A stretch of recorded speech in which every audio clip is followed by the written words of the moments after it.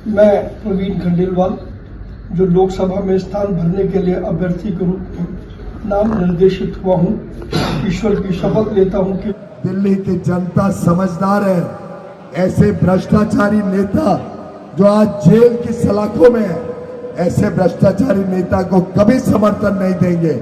और भारतीय जनता पार्टी के 6 के 6 उम्मीदवार और भारतीय जनता पार्टी के 6 के 6 उम्मीदवार और भारतीय जनता पार्टी के 6 के 6 उम्मीदवार दिल्ली में जीतेंगे। मैं मुंबई से आ रहा हूँ, मुंबई में 6 उम्मीदवार है और सुबह शाम में अपना प्रचार कर रहा हूँ, तो आदत पड़ गई है 6 उम्मीदवार। 7 के 7 उम्मीदवार जोर से जोगोश करेंगे।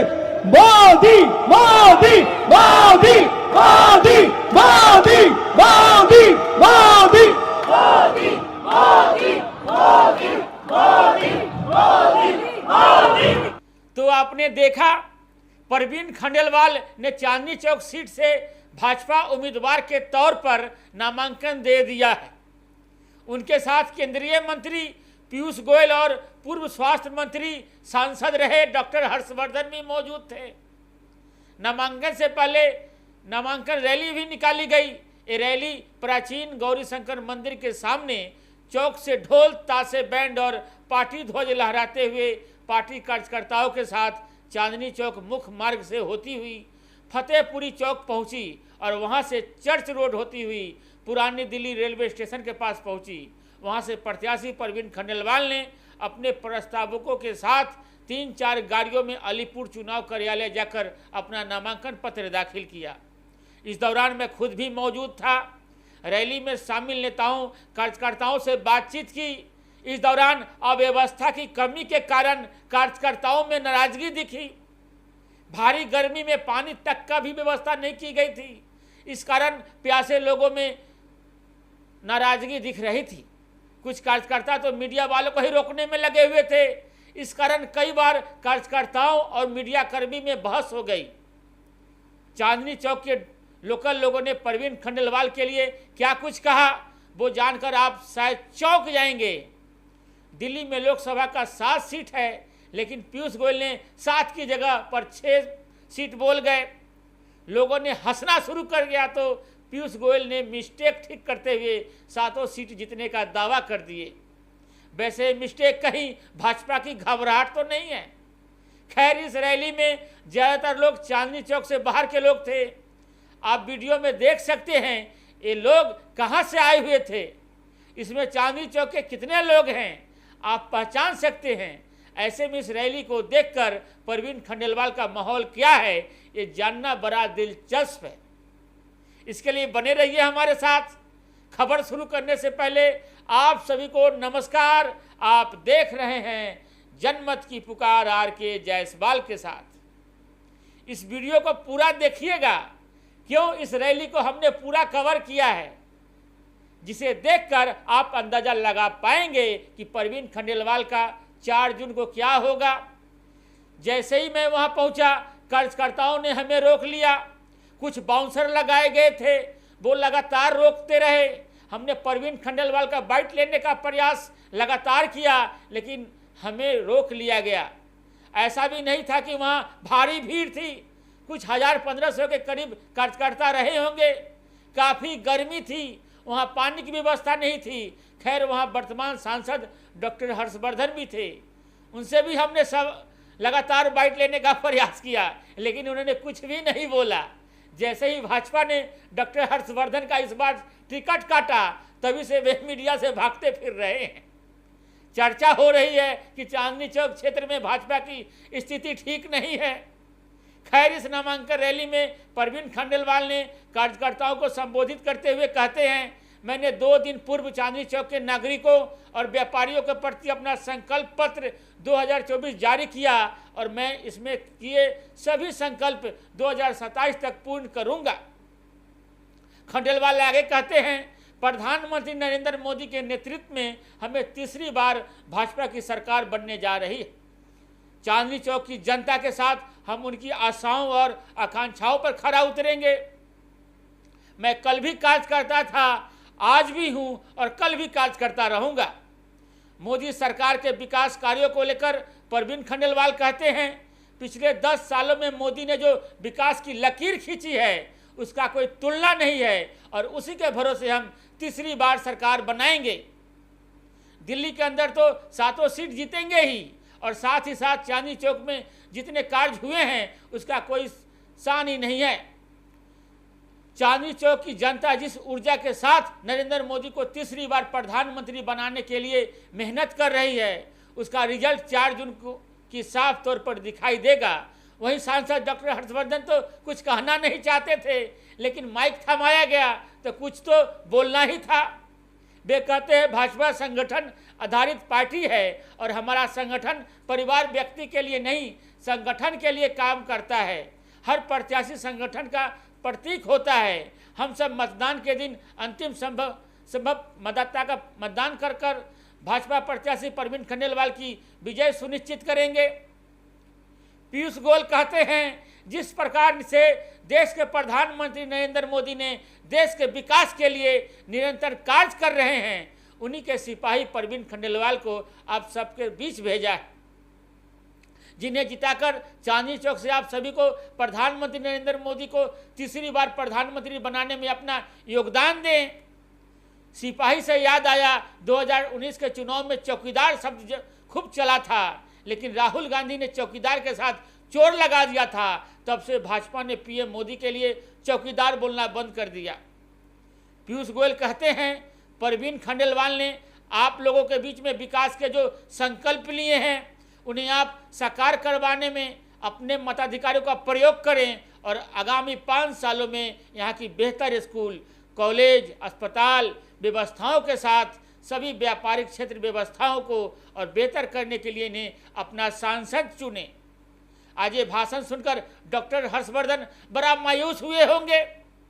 10 साल से सांसद हैं केंद्रीय मंत्री रहे लेकिन एक बार भी पीयूष गोयल ने या परवीन खंडेलवाल ने ये नहीं कहा कि डॉक्टर हर्षवर्धन जी ने जितना क्षेत्र में काम किया भाजपा के नेता डॉक्टर हर्षवर्धन का कोई एक काम भी गिनवा नहीं रहे हैं।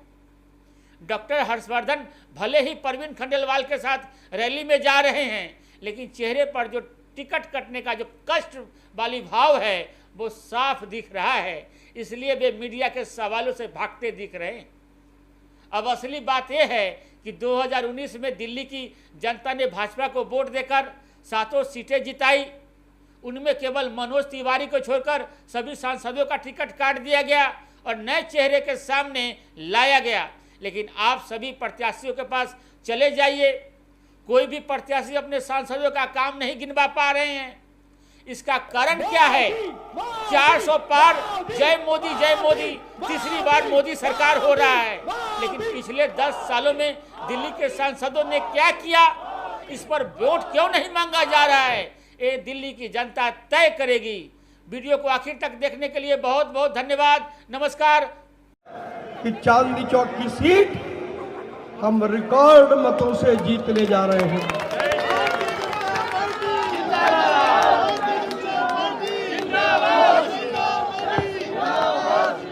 अब की बार 400 पार के नारे के साथ भारतीय जनता पार्टी दिल्ली की 7 सीटों पर जीतने जा रही है और आदरणीय प्रधानमंत्री नरेंद्र मोदी जी के नेतृत्व में 5 जून को हम बहुत बड़ी सरकार तीसरी बार बनाने जा रहे हैं। इसमें कहीं कोई दो राय नहीं है, कोई संशय नहीं है। मैं केवल आपको एक बात कहना चाहता हूं, मेरे मन से वचन से और कर्म से मैं किसी भी कार्यकर्ता का मान सम्मान स्वाभिमान गिरने नहीं दूंगा। मुझे महादेव की सौगंध है।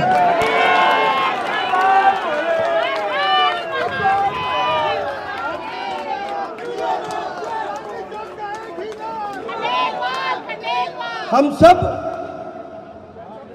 चुनाव जीतने के बाद एक टीम के रूप में काम करेंगे और हमारे क्षेत्र के जो लोग हैं उनकी आशाओं, उनकी आकांक्षाओं और उम्मीदों पर खरा उतरेंगे। ये मैं संकल्प आपको देने आया हूं। मैं एक एक कार्यकर्ता के साथ मिलकर के काम करूंगा, ये भी मेरा संकल्प है। मैं कल भी कार्यकर्ता था, मैं आज भी कार्यकर्ता हूं और सांसद बनने के बाद मैं कार्यकर्ता ही रहूंगा, ये विश्वास मैं आपको दूंगा। अब आज जब हम अपना नामांकन भरने जा रहे हैं तो मैं जो हमारे नेता हैं मैं उनसे भी और जो हम सब कार्यकर्ता हैं मैं एक ही अपील करना चाहता हूं कि मोदी की गारंटी आज से और अभी से हमें घर घर तक लेकर के जानी है। प्रधानमंत्री नरेंद्र मोदी ने पिछले 10 सालों में जो विकास और विश्वास की बहुत बड़ी लकीर खींची है, दूर दूर तक उसके सामने कोई चुनौती नहीं है दोस्तों। और यही वजह है कि हम चांदनी चौक का चुनाव बड़े मतों से जीतने जा रहे हैं। हमारे पास नीति है, हमारे पास नेता है, हमारे पास नेतृत्व है, हमारे पास हजारों लाखों समर्पित कार्यकर्ताओं की फौज है, इसलिए हम चुनाव जीत रहे हैं। और हमारे सामने जो खड़े हैं निश्चित रूप से वो बहुत बुजुर्ग नेता हैं, मैं उनका सम्मान करता हूं, लेकिन कांग्रेस पार्टी की हालत टूटी फूटी है। एक राष्ट्रीय पार्टी की दुर्गति इससे ज्यादा नहीं हो सकती कि 130 साल पुरानी पार्टी दिल्ली में 10 साल पुरानी एक बहुत छोटी सी पार्टी की जूनियर टीम बनकर के यहां पर काम कर रही है।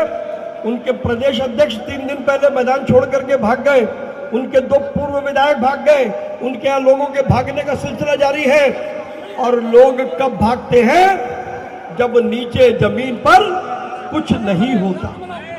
इसलिए चुनौती नहीं है, लेकिन हमें विश्वास के साथ एक एक वोटर के पास में जाना है, ये आग्रह मैं आपके साथ में कर रहा हूं। हमारे बीच में केंद्रीय वाणिज्य मंत्री श्री पीयूष गोयल जी आ गए हैं।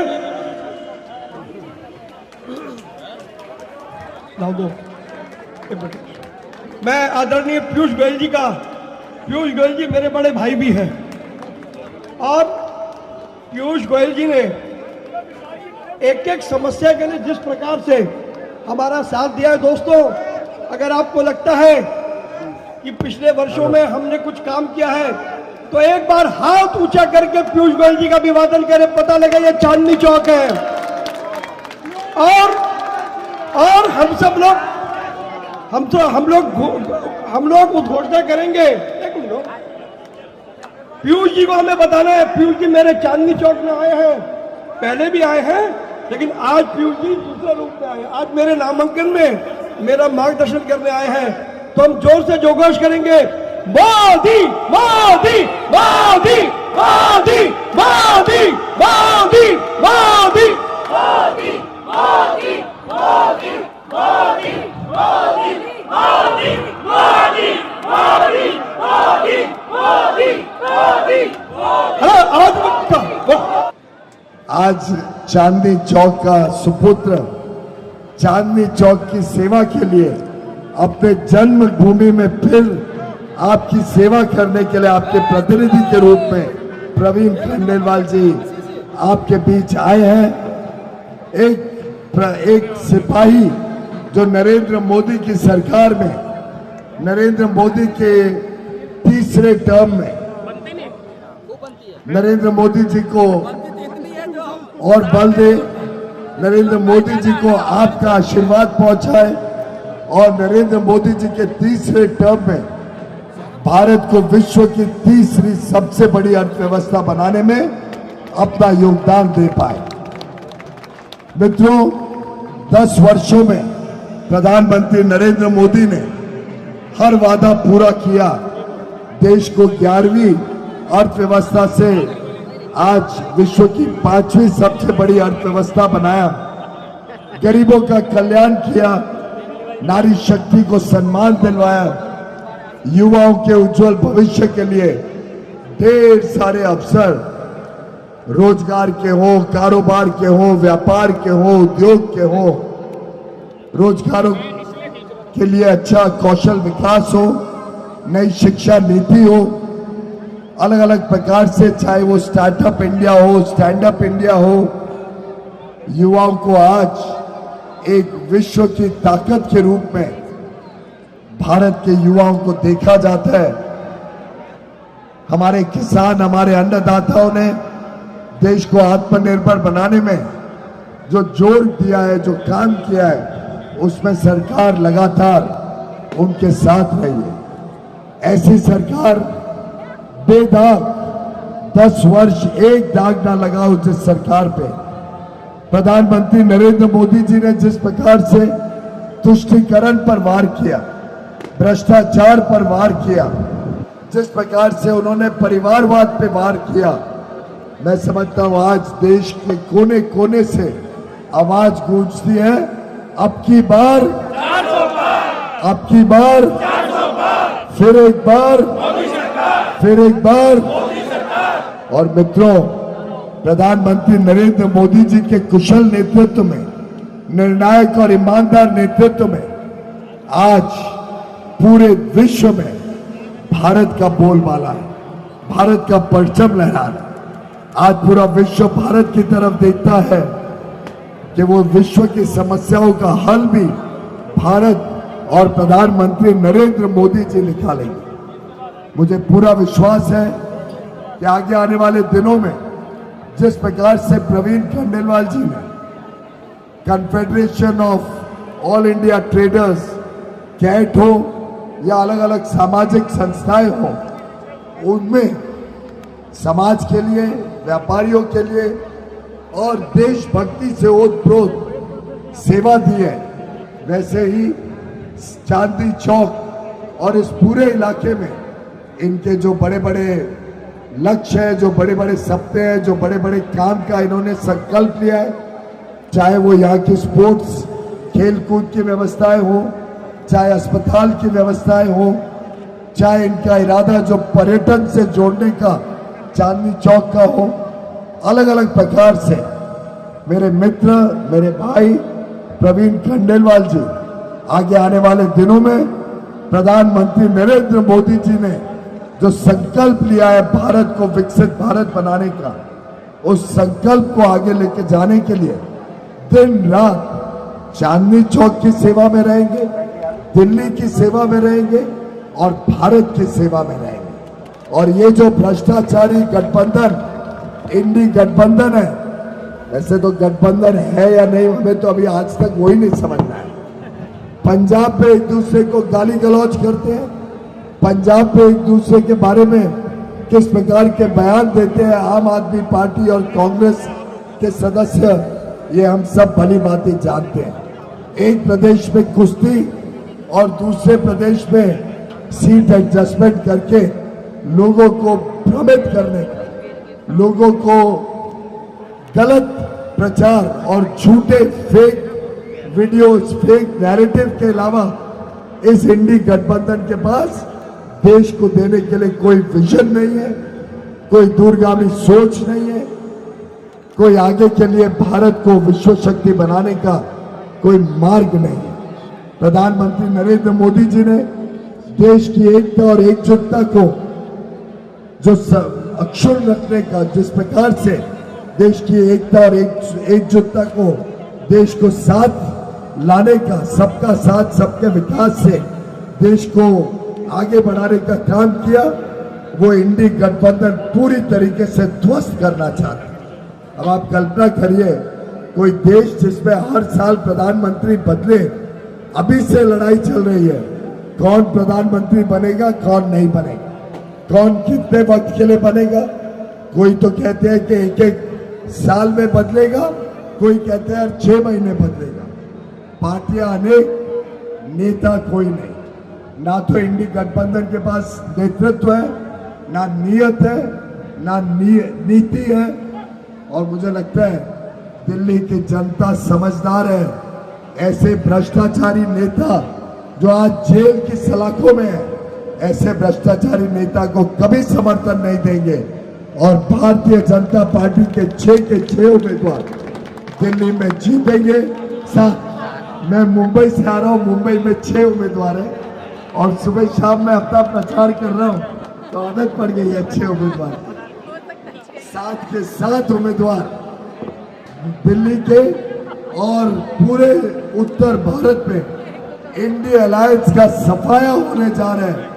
अगर आपने हमारा अभी तक चैनल सब्सक्राइब नहीं किया है तो कृपया चैनल सब्सक्राइब कर लें, लाइक करें, शेयर करें, कमेंट करें। तो मिलते हैं फिर किसी और खबरों के साथ। नमस्कार।